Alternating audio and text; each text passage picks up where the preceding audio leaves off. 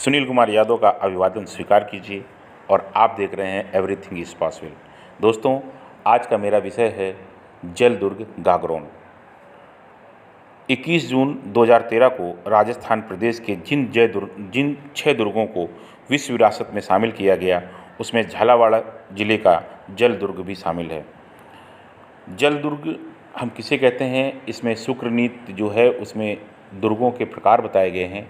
उन प्रकारों में से जल दुर्ग का जो प्रकार है वो गागरोन के दुर्ग से साम्यता रखता है, इसलिए हम उसको जल दुर्ग कहते हैं। वह दुर्ग जो जल से चारों तरफ से घिरा हो, पहाड़ों चट्टानों से घिरा हो, और ये दुर्ग जो है ये झालावाड़ के गागरोन में है, इसलिए हम इसको गागरोन का दुर्ग कहते हैं। शुक्रनीति के अनुसार ये तीनों ओर से गहरा बहता जल, दुर्गम पथ, विशाल खाई, मजबूत चट्टानी परकोटा व जल संचयन का प्रबंध हो, ऐसे दुर्गों को हम जल दुर्ग कहते हैं। और पूरे देश में एकमात्र यही ऐसा एक दुर्ग है जो विशाल अभेद चट्टानों पर बगैर नींव के सदियों से आज तक खड़ा हुआ है। इसकी विशेषता को देखते हुए इतिहासकारों ने अपने आप में इसे इकलौता दुर्ग कहा है। इसका पुराना नाम गलका नगरी था, जहाँ पर लगभग 92 रमणीक देवालय हुआ करते थे, जिनके अवशेष आज भी देखे जा सकते हैं। ऐतिहासिक परंपरा की अगर हम बात करें तो गागरोन का पर डोड राजपूत राजा बिजल देव डोड का शासन था। उसी के नाम पर इसका नाम सबसे पहले डोडगढ़ या धूलरगढ़ रखा गया था। इसके अंतर्गत 51 परगने आते थे। बिजल देव का विवाह बूंदी के पास खटकल की राजा पिलपिंजर खींची की पुत्री और देवन सिंह धारू की बहन गंगाबाई से हुआ था। बाद में कोई षड्यंत्र हुआ, इसके तहत देवन सिंह ने धूलरगढ़ पर चढ़ाई कर अपने बहनोई बिजल देव को मार दिया। इसके बाद गंगाबाई जो इसकी बहन थी वह अपनी पति की चिता के साथ सती हो गई, जिसके नाम पर इसका नाम गागरून रखा गया या गंगा रमण रखा गया। यह घटना का जो समय माना जाता है वह 1250 के ईस्वी के आसपास माना जाता है। गागरोन में खींची वंश का संस्थापक भी इसी देवन सिंह को ही माना जाता है। इसके अधीन 52 परगने आते थे। देवन सिंह के बाद 1303 में गागरोन के राजा जैत सिंह खींची हुए, जिन्होंने मालवा के सुल्तान कमालुद्दीन को मारा था। जैत सिंह के बाद बादशाह अलाउद्दीन खिलजी की सेना ने गागरोन पर आक्रमण कर दिया, परंतु जैत सिंह ने उसका सफलतापूर्वक प्रतिरोध किया था। जैत सिंह खींची के समय में गागरोन में एक सूफी संत ख्वाजा हमीनुद्दीन चिश्ती का आगमन हुआ, जिनकी गागरोन में विशाल दरगाह है और आज वे मिट्ठे साहब के नाम से जाने जाते हैं। जैत सिंह खींची के बाद गागरोन में सादल जी उर्फ सानंद सिंह व उसके बाद सावन सिंह राजा हुए। उसके पश्चात क्रोध सिंह हुई अथवा कड़वा राव गागरोन के राजा बने।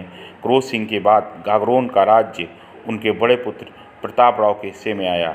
बाद में ये राजा प्रताप जो थे, इन्होंने गागरोन का सारा राजपाट वैभव त्याग कर काशी जाकर प्रख्यात संत रामानंद के शिष्य बने। और ये रामानंद जो थे वो भक्ति काल के आरंभकर्ता भी माने जाते हैं। रामानंद जी के काफ़ी शिष्य हुए, जैसे कबीर हैं, पीपा हैं, रामदेव हैं, रैदास जी हैं। ये सब भक्ति परंपरा से निकले हुए कवि थे। उनके ही शिष्य प्रताप सिंह जी बने, जो बाद में संत पीपा की समाधि जाने गए, जिनका स्थान भी गागरोन ही है। मैं आपको संत पीपा के बारे में और उनकी समाधि पीपा जी की जो समाधि स्थल के बारे में जानकारी दे रहा हूँ। उनके बाद जो थे प्रताप राव, पीपा के बाद उनका भतीजा कल्याण राव को शासन दिया और कल्याण राव के बाद भोजराज गागरोन के शासक बने।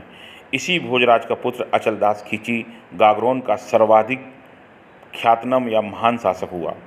उसके शासनकाल में गागरोन पर एक विशाल युद्ध हुआ और एक बहुत बड़ा जौहर हुआ। यह अचलदास मेवाड़ के महाराणा मोकल का दामाद था। उसकी पटरानी लाला मेवाड़ी मोकल की पुत्री और राणा कुंभा की बहन थी। 1423 में मांडू के सुल्तान होसंग शाह गौरी ने एक विशाल सेना के साथ गागरोन पर आक्रमण किया, जिसमें अचलदास ने अधीनता को स्वीकार करने से मना कर दिया और यह युद्ध होना स्वाभाविक था। 13 सितंबर 1423 से लेकर 27 सितंबर 1423 तक युद्ध चला।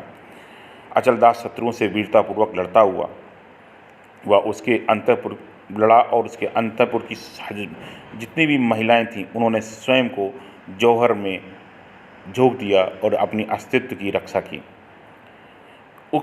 इस युद्ध के बाद अचलदास ने अपने ससुर मोकलदास से सहायता मांगी थी पूर्व से बात इस युद्ध के पहले, लेकिन वो सहायता समय पर नहीं पहुंची।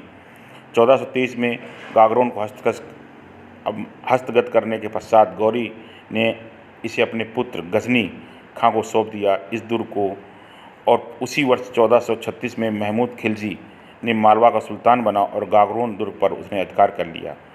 उसने अपने सरदार बदर खां को और फिर उसकी मृत्यु के बाद दिलशाद खां को गागरोन का दुर्गाध्यक्ष नियुक्त किया।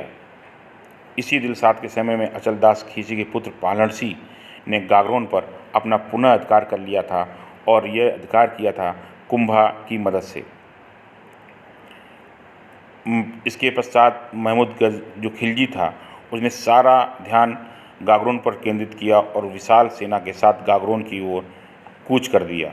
ये गागरोन दुर्ग जो है आहू और काली सिंध नदी के तट पर स्थित है। महमूद जो था वह काली सिंध नदी के पास आया और उसने अपने दुर्ग पर आक्रमण करने से पूर्व संगम पर अपना डेरा डाला। पानरसी इस दुर्ग का अधिपति था। उसने दुर्ग पर पर्याप्त सैन्य सामग्री और रसद सामग्री इकट्ठा कर रखी थी।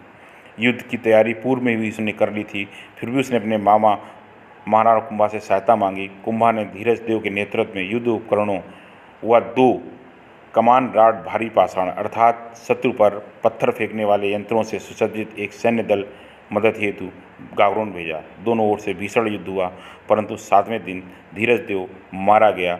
चूँकि पानरसी उसकी सलाह से युद्ध का संचालन कर रहा था, अतः उसकी हिम्मत टूट गई और वह अपने कुछ साथियों के साथ जंगल में निकल गया, परंतु जंगल में बर्बर भीलों के हाथों में पड़ गया और उसकी हत्या कर दी गई। दुर्ग पर धीरज देव की मृत्यु व पानरसी के वध का समाचार सुनकर गागरोन की हजारों राजपूतों में भय छा गया और महिलाओं ने अपने अस्तित्व की रक्षा के लिए एक बार फिर से जौहर कर लिया।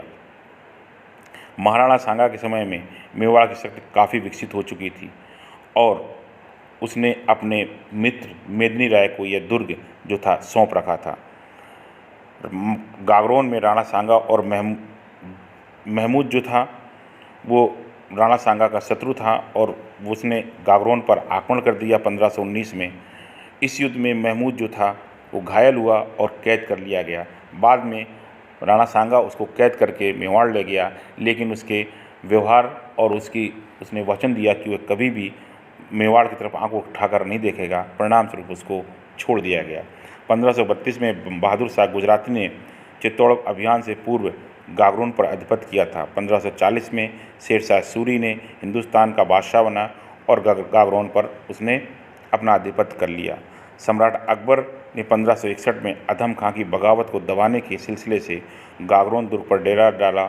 उस समय गागरोन में मालवा के अंतिम सुल्तान बाज बहादुर का कोई सामंत जो था वह शासन कर रहा था, जिसने वक्त की नज़ाकत को देखते हुए अकबर से लड़ना व्यर्थ समझा और दुर्ग जो था वो मुग़लों को सौंप दिया।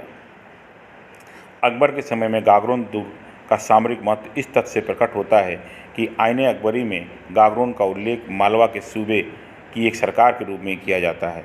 इस दुर्ग में मैगजीन अर्थात गोला बारूद का भंडार बनाया गया। उसके शासनकाल में इस दुर्ग का सुरक्षा अधिकारी हाकिम कल्याणमल का पुत्र सुल्तान सिंह राठौड़ था, जो बीकानेर का था। दोस्तों, यहीं पर इसी दुर्ग पर प्रसिद्ध कवि जो पृथ्वीराज हुए हैं, अकबर के दरबार में रहते थे, उन्होंने भी एक यहाँ पर पुस्तक लिखी थी। औरंगजेब के मृत्यु के बाद सैयद बंधुओं ने भी इसे कोटा महाराव और उमड़वाड़ा को पट्टे पर दिया। यह है कोटा का इतिहास, गागरोन दुर्ग का इतिहास। गागरोन एक जल दुर्ग है। कभी आपको मौका मिले तो ज़रूर देखिए। आपको जानकारी अच्छी लगी हो तो चैनल को लाइक करें, सब्सक्राइब करें। जय हिंद, वंदे मातरम।